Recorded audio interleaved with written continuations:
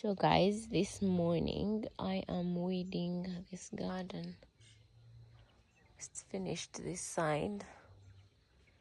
Now I'm here weeding as I go.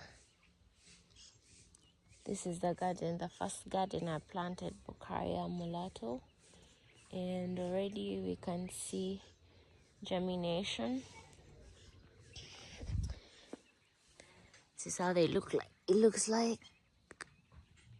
and yes, this over this has been eaten by some insect or animal. There are two here. Another, yeah. So they're in this. Some are smaller, some are bigger. That. Some are smaller, some are bigger, but so this morning I'm waiting, trying to get all this grass, this type of grass, all of it out,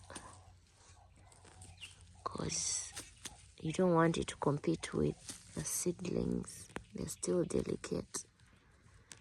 They need all the nutrients, and once it rains, it has been raining, so every time it rains you have to come back and wait, because the rain